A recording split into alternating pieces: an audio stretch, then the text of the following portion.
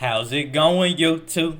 We're back! Now, I know I've been gone for a while, but man, I'm just trying to enjoy the rest of my summer vacation, man. Before I go back to school tomorrow. Anyway, man, we got some more Jimmy High Roller. He posted it again this month. Luka Doncic is coming for revenge. What we talking about? Off-season NBA transformations. Oh, as Lord. empty as they are inevitable. With every new season comes the barrage of new clips, videos, photos of players looking slimmer, players looking absolutely jacked, jump shots looking nicer, and fans getting hyped up on the idea of a new, improved version of their Look favorite at Melo, player. man. Fool me once, shame on you. Fool me twice, shame on the guy who showed me photos of shredded James Harden. Luka Doncic, the latest member of this offseason tradition, recently going through a transformation of his own. He's lost weight, overhauled his diet, put down the basketball altogether to focus on getting in peak physical form. The same exact routine we have grown all too familiar with. But this transformation feels different. It feels personal. 6 months ago, the Mavericks did the unthinkable. Oh, yeah, by the way, I'm still hoodie Trey. But, you know, we ain't wearing the hoodie right now because, you know, your boy got a fresh haircut. We don't wear hoodies on a fresh haircut, man. Well, by turning their backs on the future of their franchise. And in response, Luka isn't just getting into shape. He wants more than to just study film or work on his jump shot. He wants revenge. Ad coming up. Today's video is brought to you by Yo, why won't it let me skip? Bro, my arrow keys are not working. I don't get it right now, bro. Like, bro. At current.com/Jimmy and use promo code Jimmy50 to get $50 and unlock access to all these tools. Terms and conditions apply. Last week, Men's Health published a cover story detailing the drastic transformation of Luka Doncic over the last 3 months. In the article, Luka talks about the sacrifices he's made to hopefully take his body and game to the next level. Details that include him beginning his off-season training program the day after the Lakers were eliminated from the playoffs, followed by months of fasting, a strict diet, more time to rest than any other point in his career, and even a 1-month stretch where he stopped playing basketball altogether to focus on weight training and other sports to get his mind and body off the court and focused on his overall fitness. And immediately following this news came the hype of skinny Luka. Do you even recognize the person on the cover? Showing off his slimmer physique in the newest issue of Men's Health. But after a full summer of training and lots of protein, he's poised to take his game and the Lakers to another level. But we've seen this before, not just from other players, but from Luka himself. Time and time and time again. So why would things be any different this time? Because I believe Luka's commitment to his health and conditioning over the last few months actually has little to do with his body and more to do with his mind. The real transformation here isn't in his weight or his conditioning, it's between his ears. For the last 6 months, Luka has been a ticking time bomb. His abilities as a leader were questioned, his work ethic and his drive were put up for debate in front of the whole world. The Mavericks traded Luka because they felt not only was he out of shape, but that he would never get into shape. They felt he wasn't taking his conditioning seriously, and his lack of discipline was essentially a death sentence to any hopes the Mavs had at ever winning a title with him leading their team. Comments that are just as wild today as they were at the time, and probably should have stayed in private, but from their perspective were legitimate concerns. In the following months, Dallas got AD, they landed with the #1 overall pick, which is suspicious, and they landed on Cooper Flag. A happy ending in Dallas considering their monstrosity of a decision. But the one thing Dallas forgot to factor into their grand plan, there is nothing Luka Doncic loves more than revenge.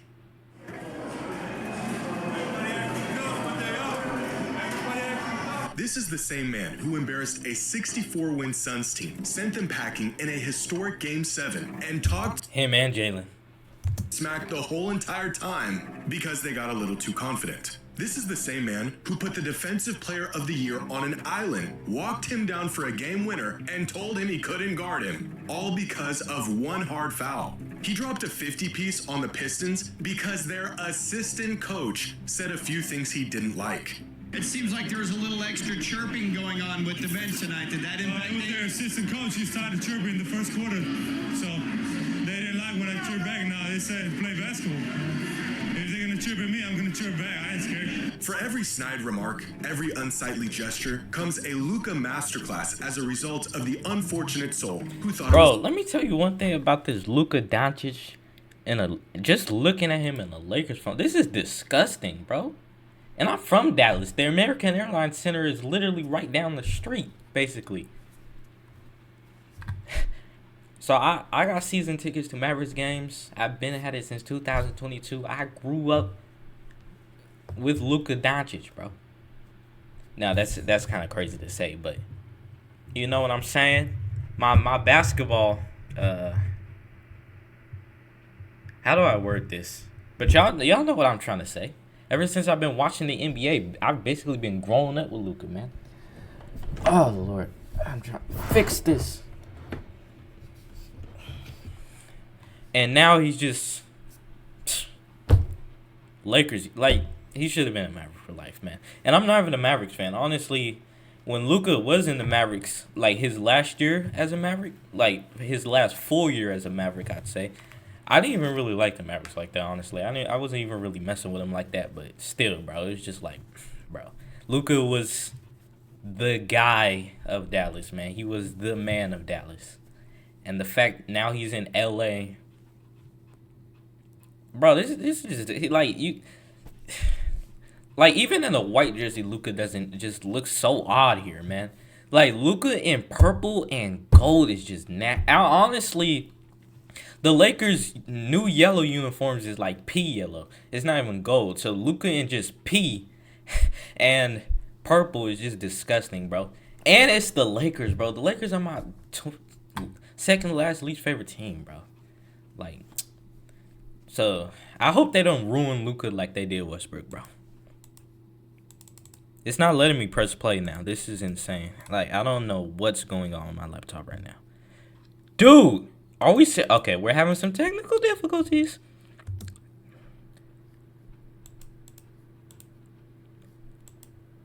Yo. Bro, and now that okay, hold on a second. Let's get back to this part. I'm just trying to watch a Jimmy High Roller video, man. This is crazy. The internet's fine? Alright, cool.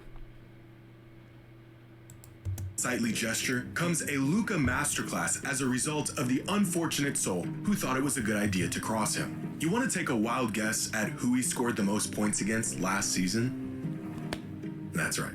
The man knows how to hold a grudge. This, my friends, is not a coincidence. And neither is Luka getting into the best shape of his life this offseason. After 7 years in the NBA and refusing to take his health and conditioning seriously, Luka literally did exactly what the Mavs said he would never do and got into the best shape of his life purely out of spite. Which leads me to believe this is not your typical offseason transformation. This is a man who is out for revenge, and like the greats that came before him, is prepared to not just change his game, but change his entire approach on the game.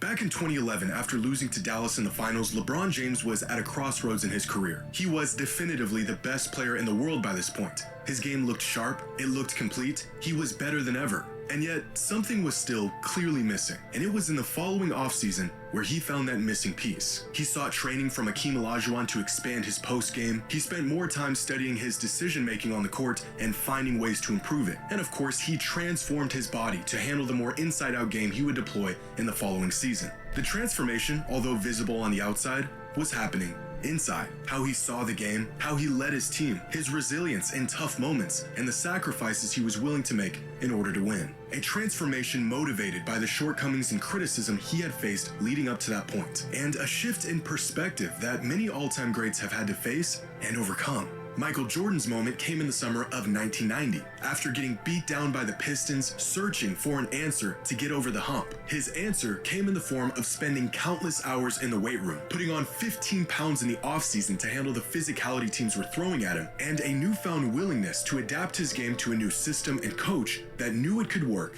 but only if Michael bought into it. Kareem's moment came after a 7-year championship drought, where he had to embrace the idea of not just being a great player, but being a great leader. inspired by a young, exuberant rookie who virtually gave him no other choice. Some of these turning points are more public, more intentional, others are stumbled upon in pursuit of greatness. But all of them weren't just transformations of game, but a transformation of how they approach the game. After repeated playoff failures and constant criticism about his work ethic and conditioning, Shaq's moment came in the summer of 1999. With Phil Jackson as the new coach in LA, Shaq showed up in the best shape of his life, leaned into the triangle offense, and for the first time, fully bought into not just dominating, but winning. The transformation was visible in his body, but the change that really mattered happened to his mind.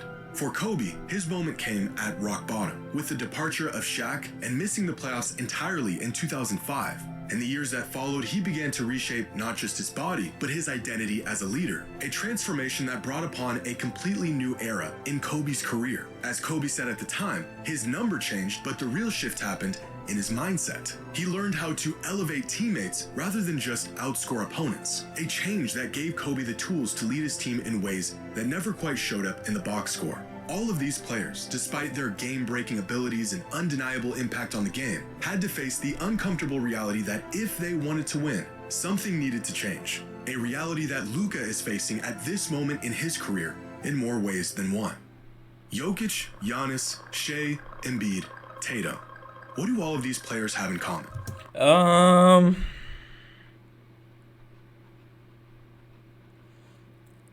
I would say if it wasn't for Tatum, they all shoot a lot of free throws. I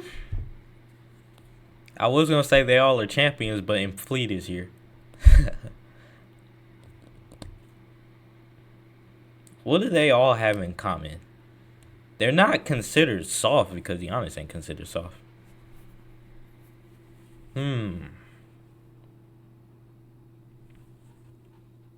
I'll just say they're elite scorers. Yeah, they're actually elite scorers, but I mean, I guess that is one thing they all got in common, but I doubt that's gonna be the answer.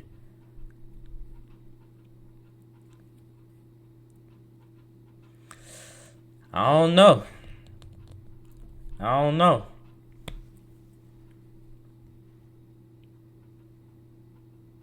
Embiid is the only dirty player here. I don't know. They are all generational talents of the current NBA era.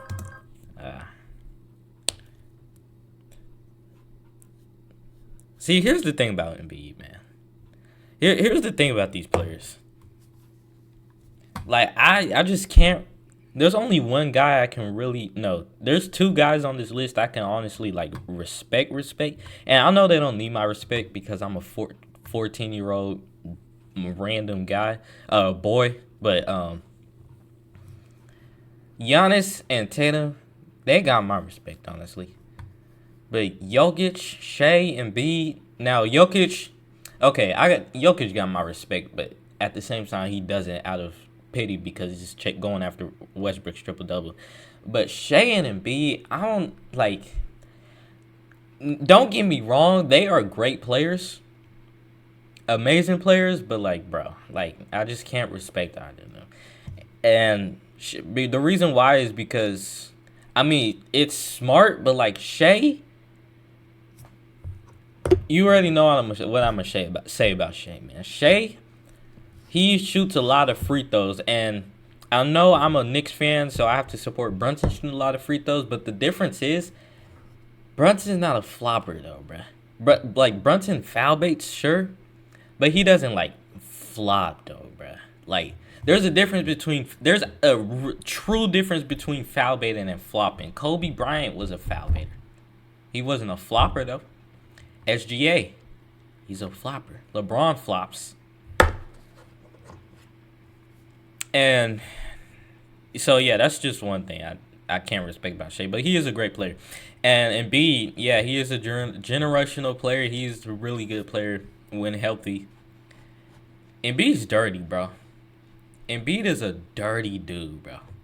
Embiid's my least favorite player in this league because he's just truly, really dirty. There's 5-minute compilations of him just pulling dirty stunts, and most of them were from years ago, and he's just still out here doing dirty stuff, man. Especially versus my Knickerbockers in 2024. Man. But anyway, man. I know that was kind of random, but I gotta talk about something. But they also share something else in common. All of these players have won at least one of these milestone awards through the first 8 seasons of their career. MVP, Finals MVP, and or a championship.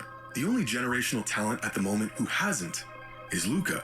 In fact, almost without exception, every all-time great modern player stamped their legacy with at least one of these benchmark achievements that separate great players from all-time great players by the end of their 8th season in the league, most of them with many of these awards. By this point, nearing about the halfway mark of a player's career, the truly transcendent players are well on their way to checking off these accomplishments. And in terms of talent, impact, and numbers, Luka should be in this class by now. That has not only been the expectation, but the trajectory he's been on for the past half-decade. But he has yet to achieve any of these accomplishments going into his 8th season in the league. Luka just had to sit by and watch his own draft classmate pull off a historic run, MVP, Finals MVP, and a championship in the same season, all while Luka was being told he didn't even have what it takes to lead a team to a championship.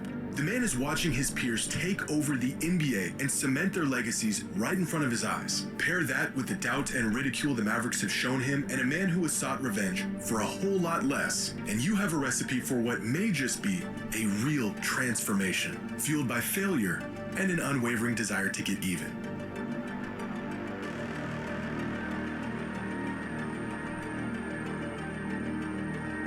All right, man. Jimmy High Roller being goated once again.